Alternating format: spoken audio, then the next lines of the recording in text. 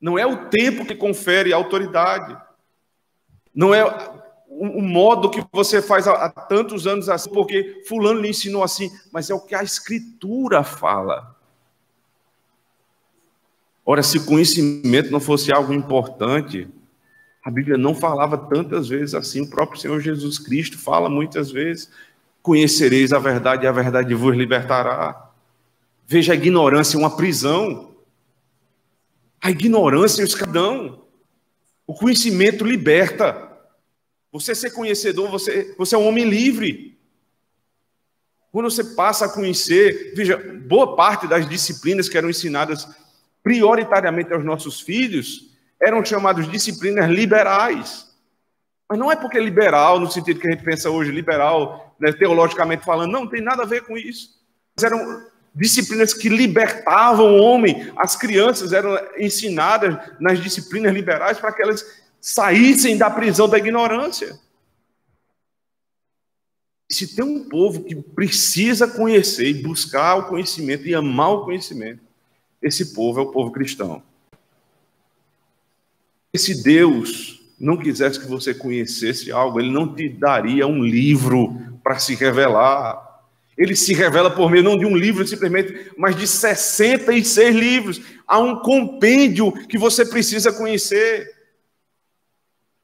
E se você não buscar nesses livros o conhecimento de Deus, à luz da história da igreja, como ela foi interpretada, a Escritura foi interpretada, você vai viver na ignorância.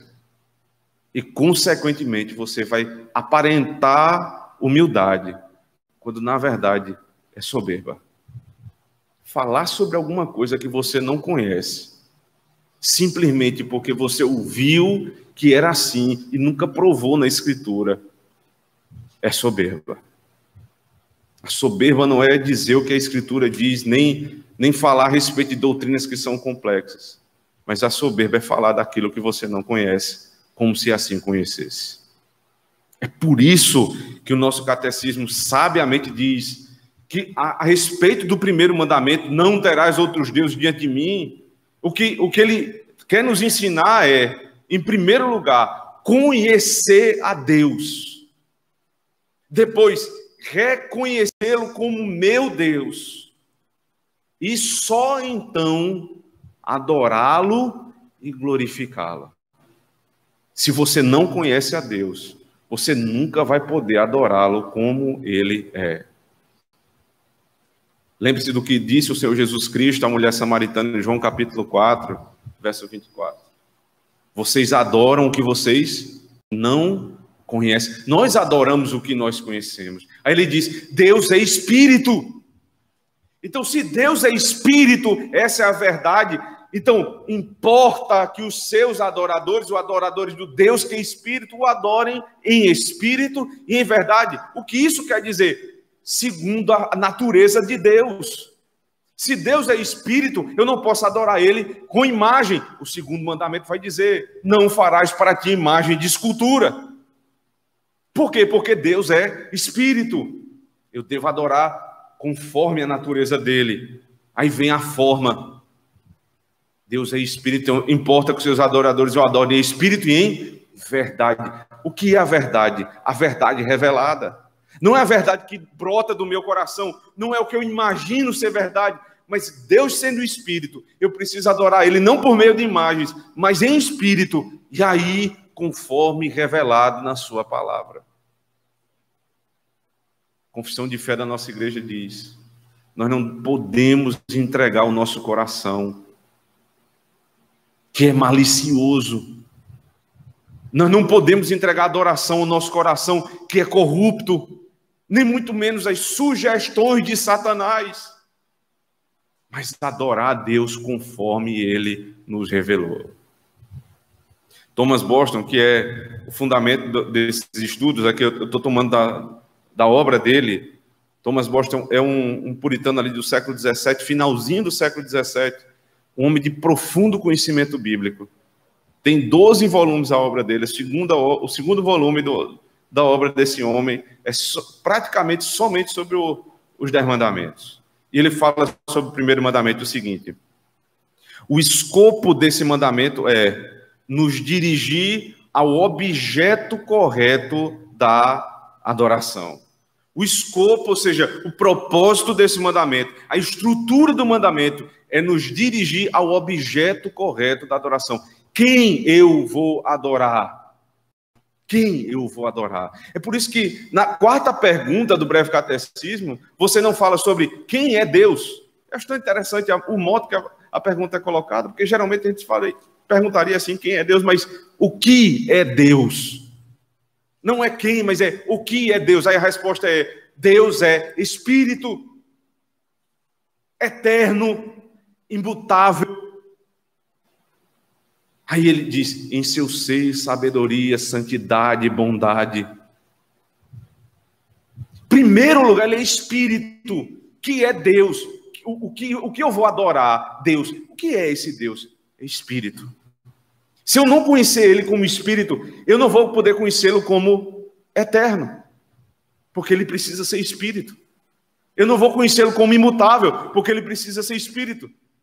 Eu não vou conhecer a onisciência, porque ele precisa ser Espírito. A onipresença, porque só um Espírito está em todos os lugares ao mesmo tempo. O conhecimento de Deus, a priori, como Espírito, é a base, o fundamento para tudo que nós vamos fazer. Então, o primeiro mandamento, que vai reger toda a lei, ele me ensina o que Deus é, ou o que eu vou adorar. Deus. Quem é Deus? Espírito, eterno, imutável, em seu ser, sabedoria, santidade e bondade.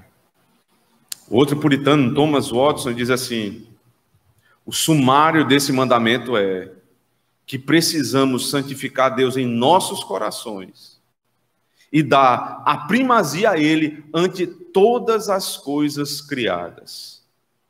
Nós precisamos santificar Deus nos nossos corações. Vocês vão perceber isso durante esse estudo, que toda a ênfase é no coração do homem. O primeiro mandamento diz assim. O segundo mandamento, a ênfase é na forma da adoração. O primeiro é na substância, no que há de interior na adoração.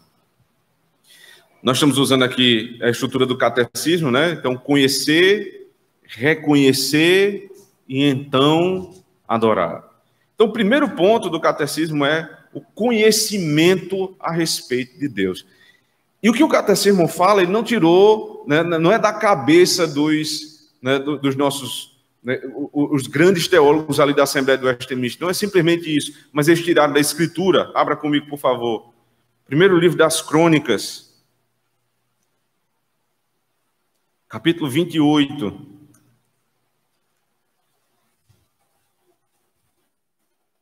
Verso 9.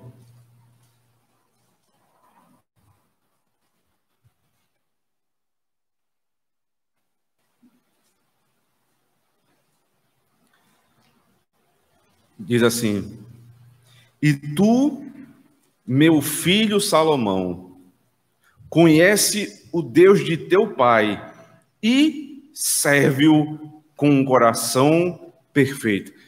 Veja, a primeira parte da resposta do catecismo tem base exatamente aqui nesse texto. Tu, meu filho Salomão, conhece o Deus de teu pai e serve-o. A palavra serviço, até em inglês, o nome culto é exatamente serviço, é a ideia de adoração.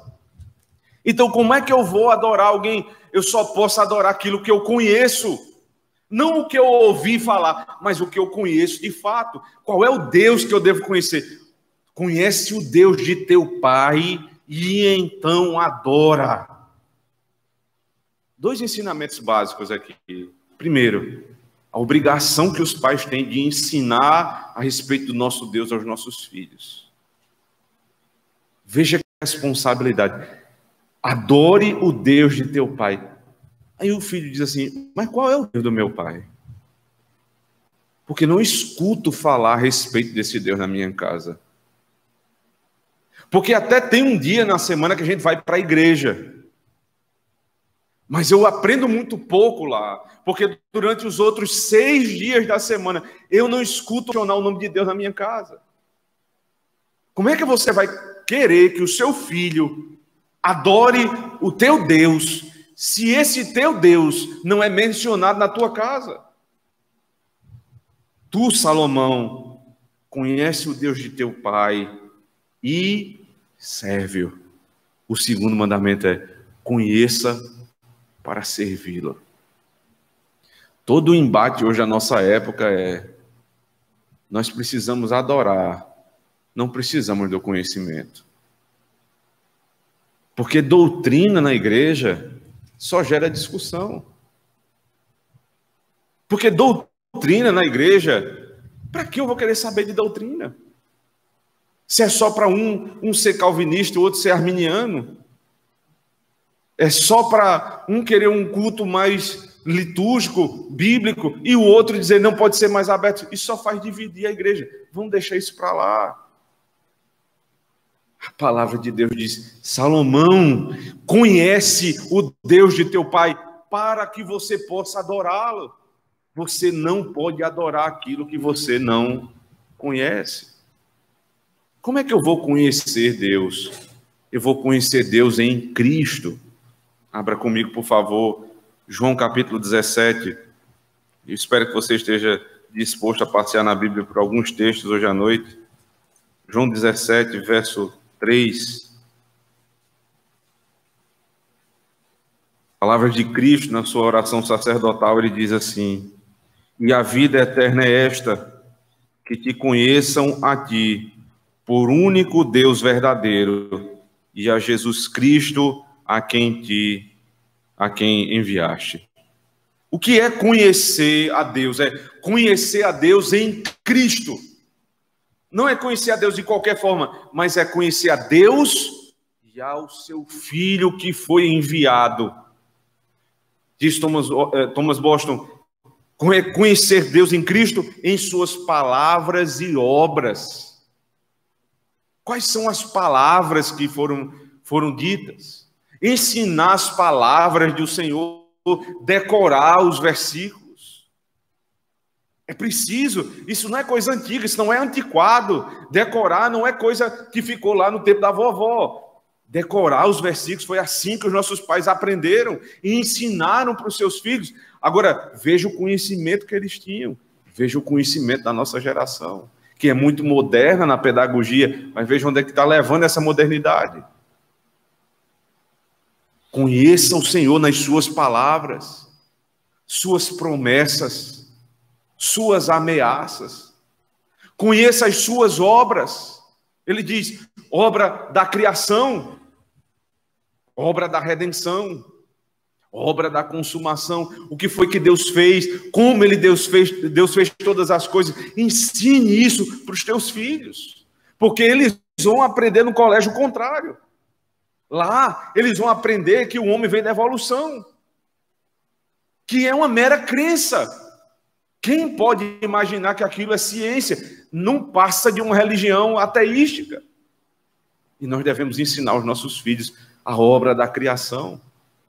Devemos ainda ensinar a da redenção em Cristo Jesus.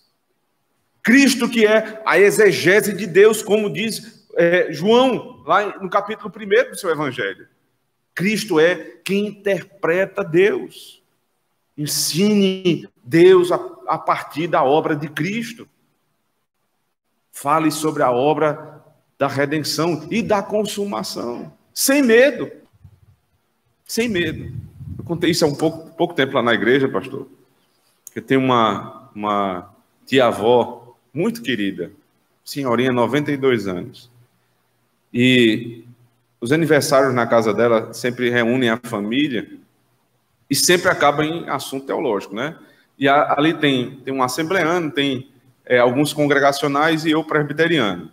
Já imagino que sempre me puxam para o assunto para falar sobre eleição, né? Predestinação, preterição, segunda vinda de Cristo. E aí, quando ela está no meio ali, ela fica assustada com os assuntos, né? Principalmente quando começa a falar de inferno. Quando a gente fala, por exemplo, quando Cristo voltar, como provavelmente vai acontecer, então um diz uma coisa, outro outra. E ela disse assim: é por isso que eu prefiro não me aprofundar. Esse foi o escape que ela acha que encontrou. para não ficar nesse debate e para não ficar com medo, então é melhor não me aprofundar. Mas é o contrário. Quanto mais eu conheço as obras do Senhor, obra da criação, obra da redenção, obra da consumação, mais eu me tranquilizo. Porque não tem surpresa. Porque você não está ao seu bel prazer, ou ao prazer de um Deus que uma hora diz uma coisa, outra hora diz uma outra, mas você está seguro, porque você conhece aquilo que foi revelado. Uma vez eu disse a ela, com todo respeito, é lógico, mas lembre-se de Deuteronômio 29. Aquilo que foi revelado pertence a nós que somos o seu povo. Então nós não podemos deixar para lá aquilo que Deus revelou. Porque se eu acho que existem alguns temas que foram revelados e eu não devo me aprofundar, eu estou dizendo que Deus perdeu tempo em mandar registrar aquele tipo de assunto, porque para mim não faz diferença. Mas eu devo obedientemente entender quem é o Senhor. Em todas as suas obras, em todas as suas palavras e no seu ser triuno. Ele nos aponta agora o livro de Deuteronômio novamente, agora no capítulo 6, Deuteronômio 6, verso 4, um texto muito conhecido. Ouve, Israel, o Senhor nosso Deus é único Senhor. Ouve, Israel, o Senhor nosso Deus é único. Ele é um. Ele se revela como Pai, Filho, Espírito Santo. São três pessoas, mas é um único Deus. Você precisa conhecer Deus como Ele é, na sua triunidade. O Novo Testamento vai repetir essas palavras, primeira carta de João. Vai lá para o finzinho da Bíblia agora, por favor. Primeira carta de João.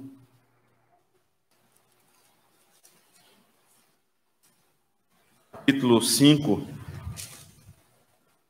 verso 7. Diz assim: porque três são os que testificam no céu: o Pai, a Palavra e o Espírito, e estes três são um. O Pai, a Palavra e o Espírito. Os três são um. Você precisa conhecer Deus como Ele é Pai, Filho e Espírito Santo. Você pensa que isso aqui não tem impacto na adoração? Total impacto na adoração. Veja como fazem os romanos. Eles têm uma adoração à cruz. Eles têm adoração, ao coração de Jesus. Eles têm adoração ao Divino Espírito Santo separadamente. Um dia para cada coisa. Isso é uma enorme heresia. E aí, infelizmente, até no meio pentecostal você vê isso também. Uma ênfase despropositada. Não estou falando em todos os pentecostais, mas alguns dão muita ênfase na pessoa do Espírito Santo, esquecendo o Pai e o Filho. A adoração é triuna. Você vai adorar o Deus Pai, Deus Filho, Deus Espírito Santo. Os três são um. Esse tipo de erro está mais próximo da gente que você imagina. Não está só no meio pentecostal, nem entre os romanos. Eu trabalhei por muito tempo com um sujeito que era membro de uma igreja presbiteriana, tradicional da minha cidade, e ele é filho de pastor presbiteriano. E ele era unicista. Ele nem sabia disso. Porque a ignorância tem dessas coisas. Você tira um pensamento, você não sabe nem de onde veio. A ignorância tem disso. Você não sabe de onde você tirou aquele pensamento. Mas você pensa, não o que é original seu, mas o que alguém já disse, lhe influenciou e você não sabia. É terrível, é uma prisão.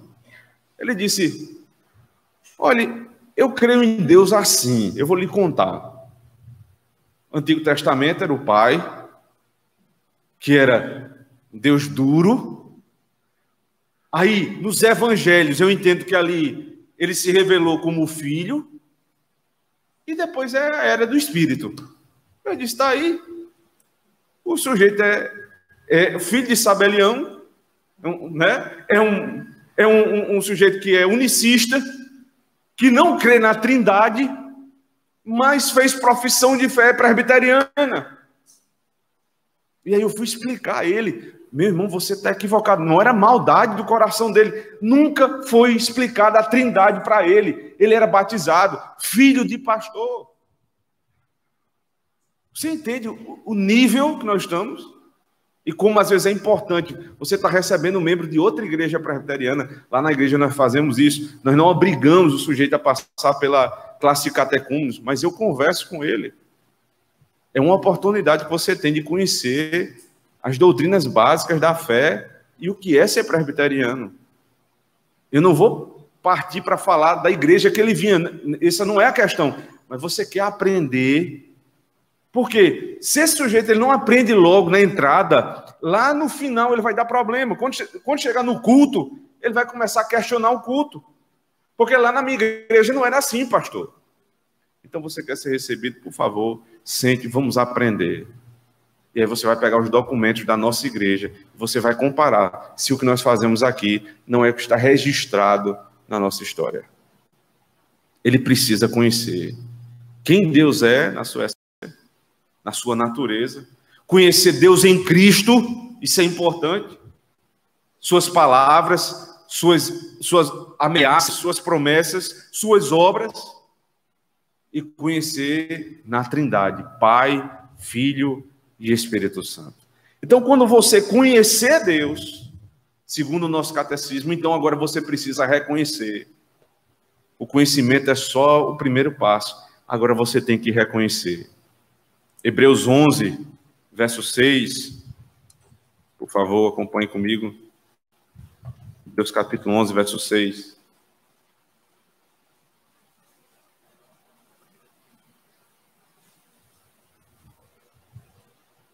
Diz assim: ora, sem fé é impossível agradar a Deus, porque é necessário que aquele que se aproxima de Deus creia que Ele existe e que é galardoador dos que o buscam. Thomas Boston diz: reconhecer firmemente que esse Deus que conhecemos é o único Deus, que Ele é Espírito e que há três pessoas na divindade com a mesma substância, poder e glória. Veja, não é só saber disso, mas é reconhecer no coração. Por isso que o texto fala, se você não conhece as coisas com fé, se você não tem confiança nisso, se isso não é tua verdade, mas é a verdade que você ouviu falar sobre outro, então esse não é o teu Deus.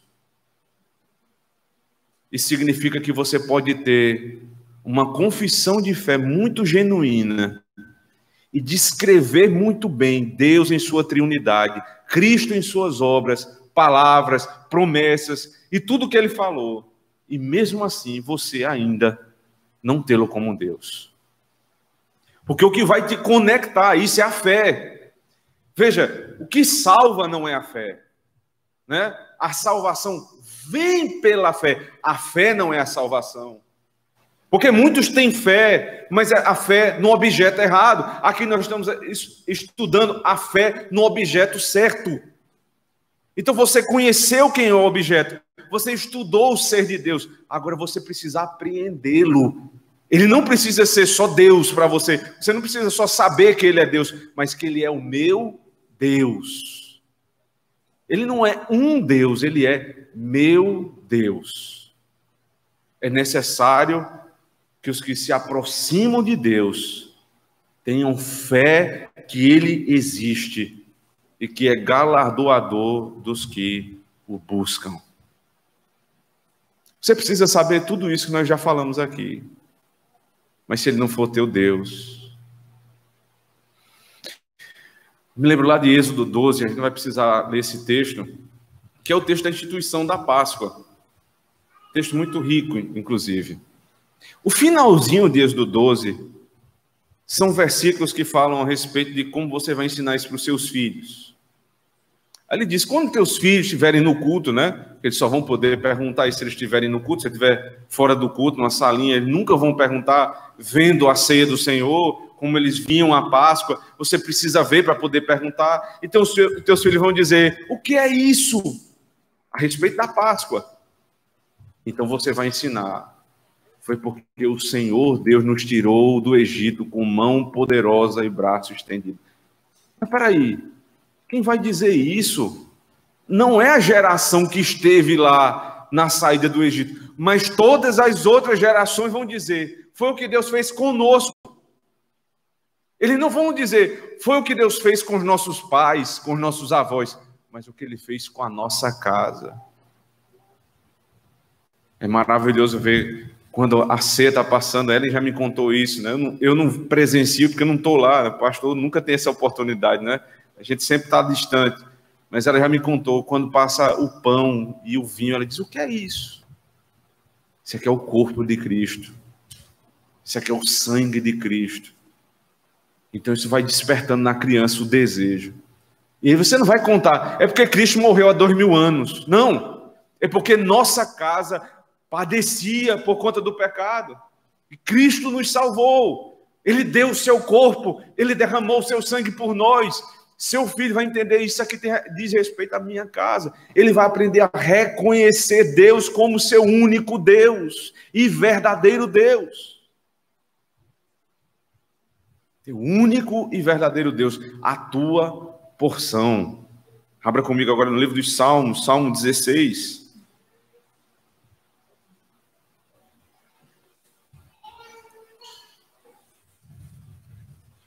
Salmo 16. Verso 2 e verso 5. A minha alma disse ao Senhor, Tu és o meu Senhor. A minha bondade não chega à tua presença. Verso 5. O Senhor é a porção da minha herança e do meu cálice. Tu sustentas a minha sorte. O Senhor é a minha porção e a minha herança. Agora, Salmo 119, verso 57, por favor.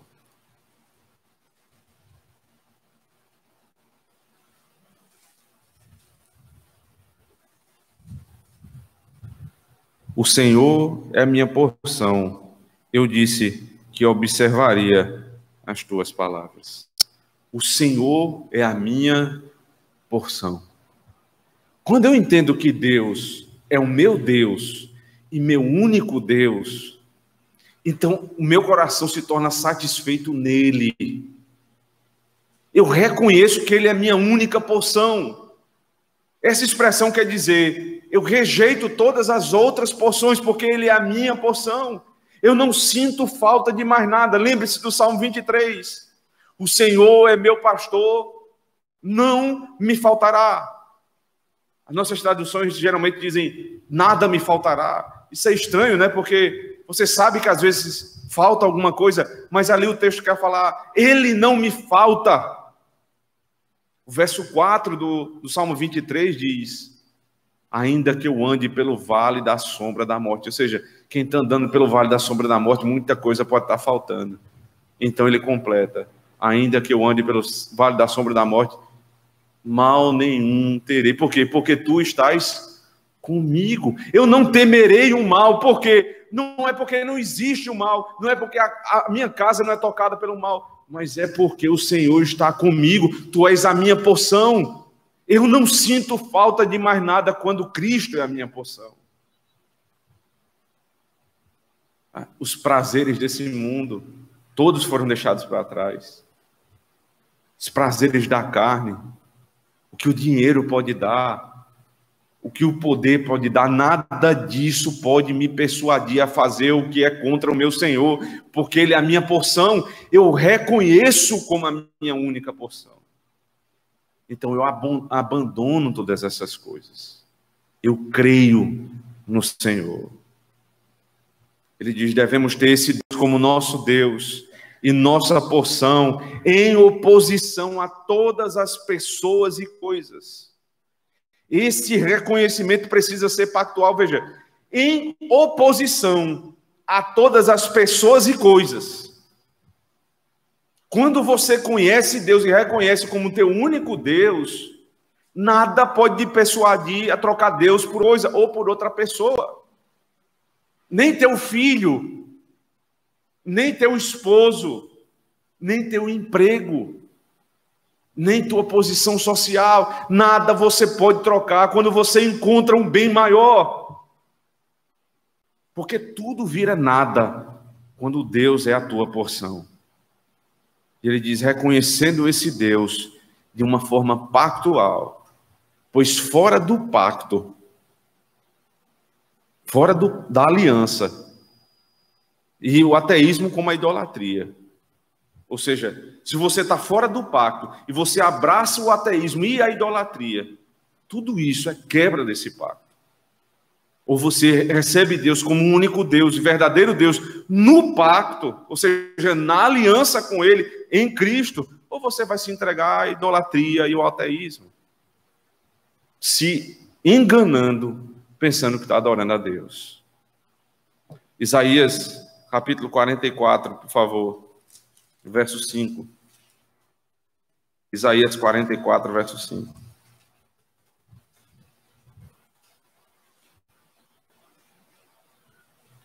Esse texto é muito intrigante. Ele diz assim, este dirá, eu sou do Senhor, e aquele se chamará do nome de Jacó, e aquele outro escreverá com a sua mão ao Senhor, e por sobrenome tomará o nome de Israel. Isso aqui são expressões do pacto. Essa é a igreja do Senhor. Eu sou do Senhor. E nós dizemos, nossos filhos são a herança do Senhor. Isso só faz sentido se for no pacto. Fora da aliança, isso não tem sentido nenhum. Eu preciso ter Deus como único Deus e verdadeiro Deus no pacto. A teologia pactual, irmãos, que os irmãos sabem muito bem, são instruídos aqui nessa igreja, ela é nada mais, nada menos do que a coluna vertebral da nossa teologia. Se você não conhecer a teologia do pacto, onde nós estamos pactuados em Cristo com o nosso Deus, você não pode ter Deus como teu Deus, verdadeiramente ou profundamente. É sempre dissociado. Você vê, nós amamos nossos irmãos batistas, amamos de coração, mas você percebe como a teologia deles é desconexa,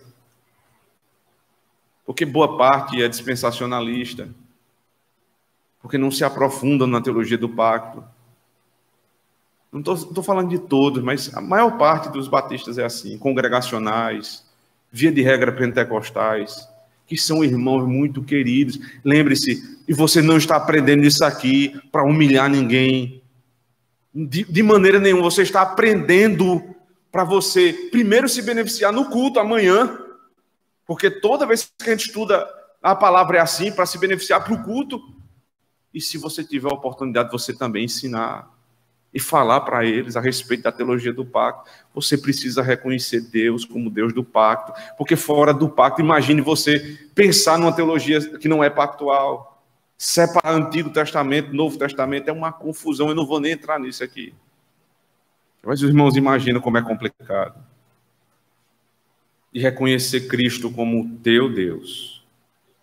1 João capítulo 3, verso 23. Abra comigo novamente, primeira carta de João.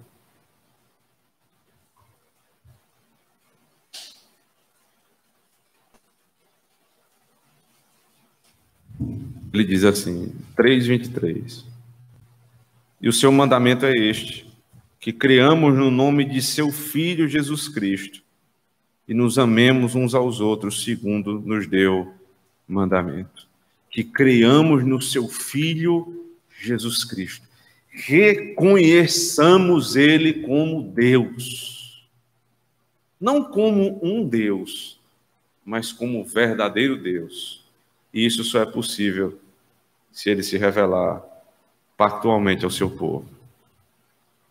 Ele diz ainda, reconheçamos as suas perfeições em nosso coração. Por exemplo, a doutrina que Deus é simples. Deus é espírito simples. Não é que Deus é simples de ser compreendido, não, mas é que Deus é simples. O que quer dizer simples na teologia, especialmente ali do século XVII? Deus não tem partes. Deus é simples, ele é único, não tem partes. Se você conhecer isso e reconhecer Deus como um Deus que não tem partes, então você não vai, por exemplo, dissociar o que muitos irmãos nossos fazem, dissociar de justiça de misericórdia. Porque como eles acham que Deus ele é multipartido, ele tem frações, então eles acham que Deus não pode ser ao mesmo tempo misericordioso e justo. Então, quando a igreja começa a exercer disciplina eclesiástica, que é bíblica, então eles dizem, essa igreja não é uma igreja misericordiosa. Porque se fosse misericordiosa, não fazia os irmãos passarem por uma vexação dessa. Isso é uma vergonha. A igreja deveria unir. Como é que a igreja agora está separando as pessoas, tirando as pessoas da ceia do Senhor?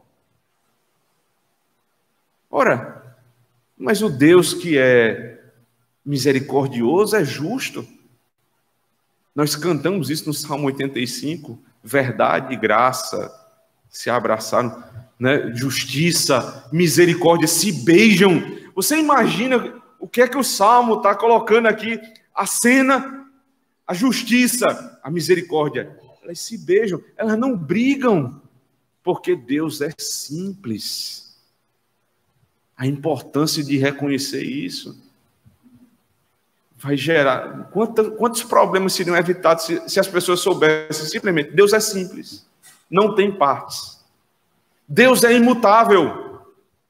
Malaquias capítulo 1, Malaquias capítulo 2, capítulo 3, toda aquela descrição ali para dizer isso, mas especificamente ele diz: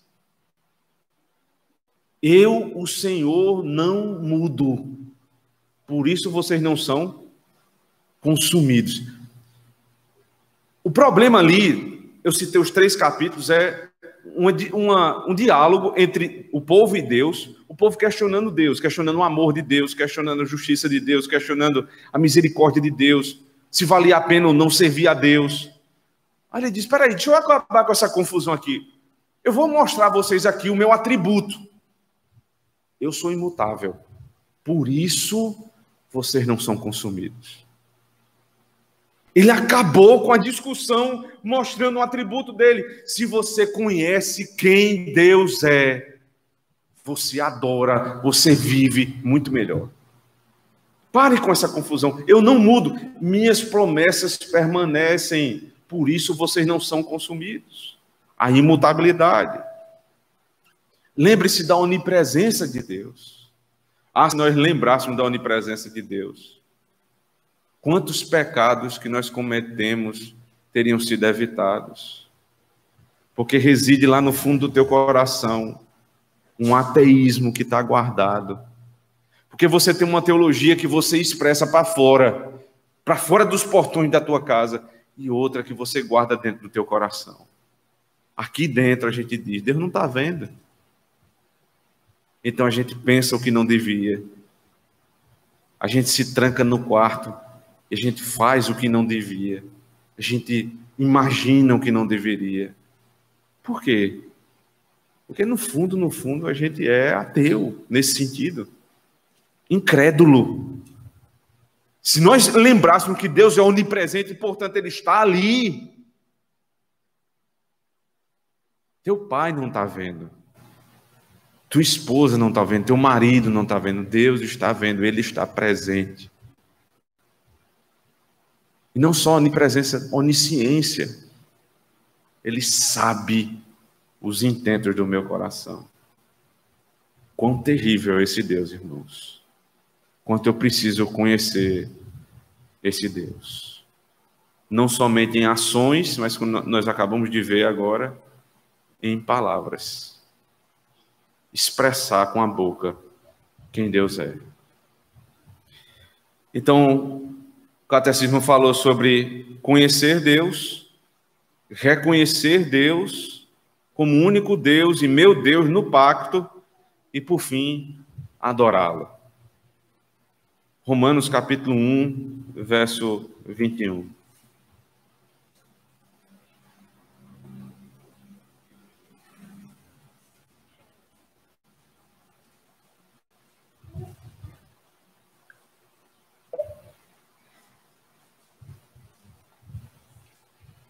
Romanos 1, 21.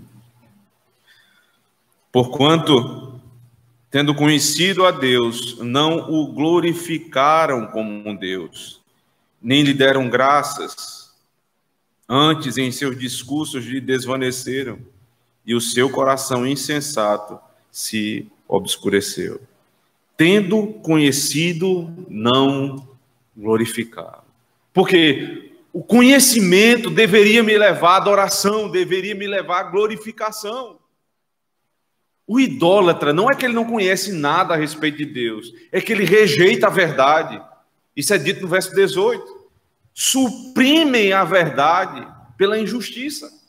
Nós não, nós devemos conhecer a verdade e então adorá-lo, interna e externamente. Vou me referir novamente aqui ao autor. A externa, a adoração externa, será tratada no segundo mandamento. Mas aqui nos é ensinada e requerida a adoração no coração. Justamente a principal parte. Exatamente fala do que consiste a verdadeira piedade e onde geralmente há mentira na religião. Onde há maior mentira na religião não é no que é externo, é no que é interno. É muito fácil mentir para fora, para que as pessoas vejam, a gente faz tudo direitinho. Como é que é para fazer, pastor? Eu faço. Mas meu coração está longe daqui. Ele diz ainda, é aqui que devemos ter a maior preocupação, pois essa adoração interna lida com nossas emoções, afeições, vontades, consciência e memória. Essa adoração interna lida com aquilo que nos distingue dos animais, pois eles louvam a Deus cumprindo apenas ordens. Nós não. Nosso culto é racional.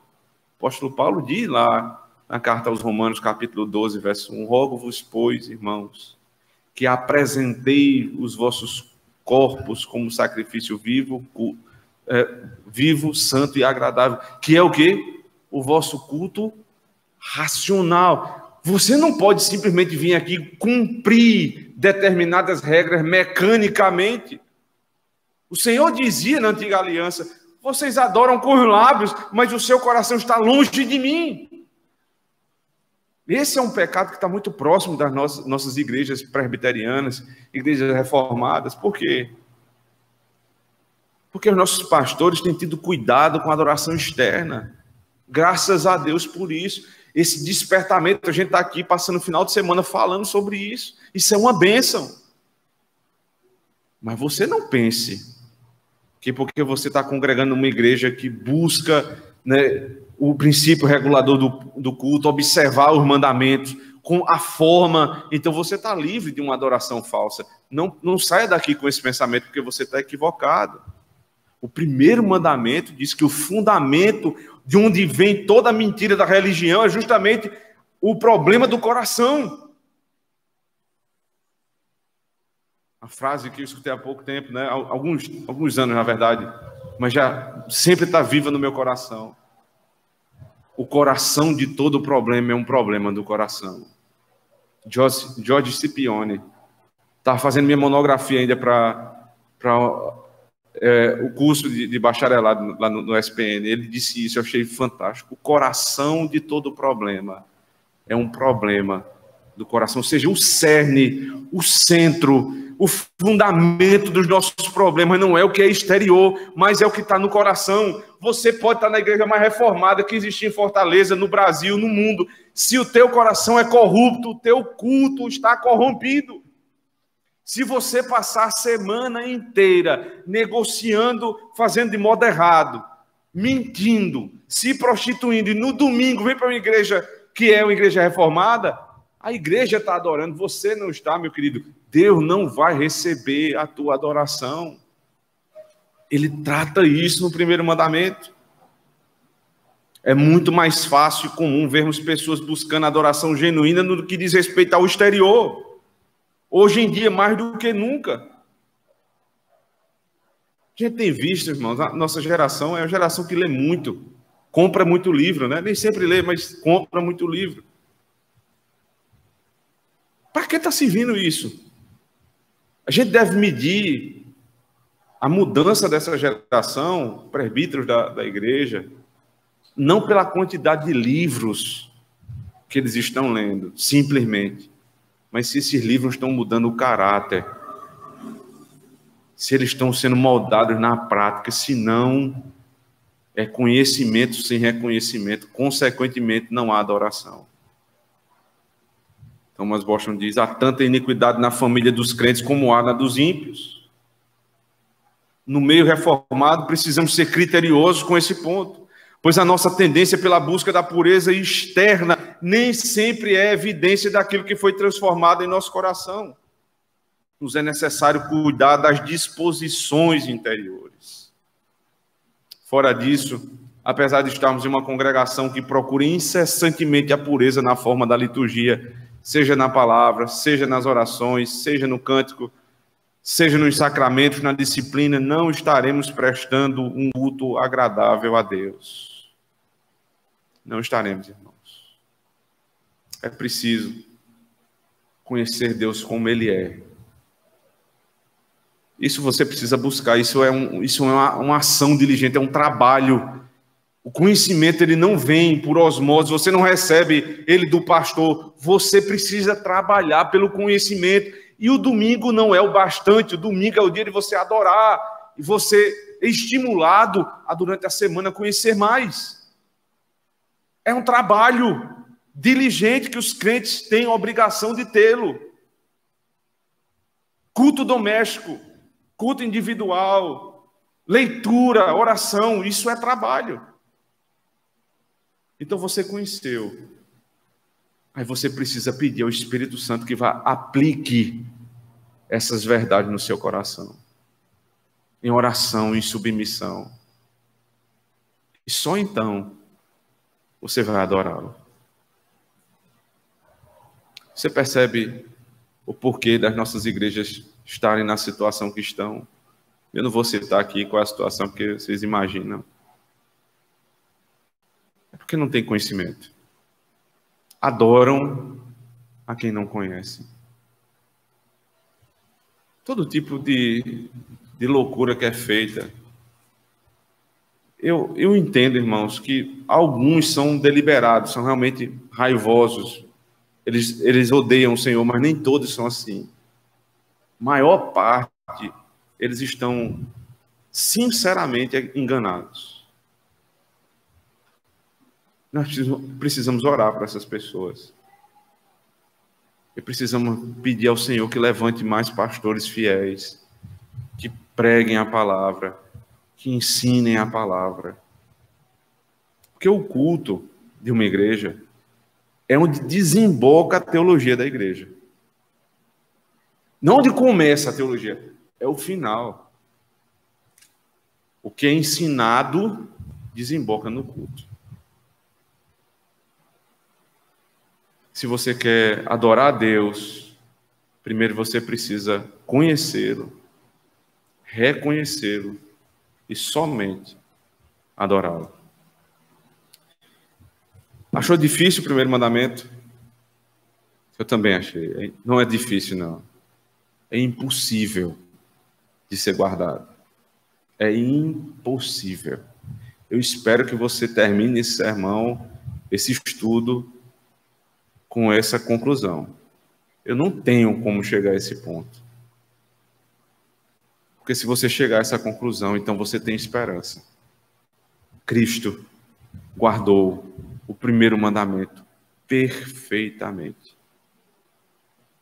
Todas as intenções do coração dele, todas as inclinações, todas as afeições, todas as vontades, tudo que ele fez foi para a glória do Pai.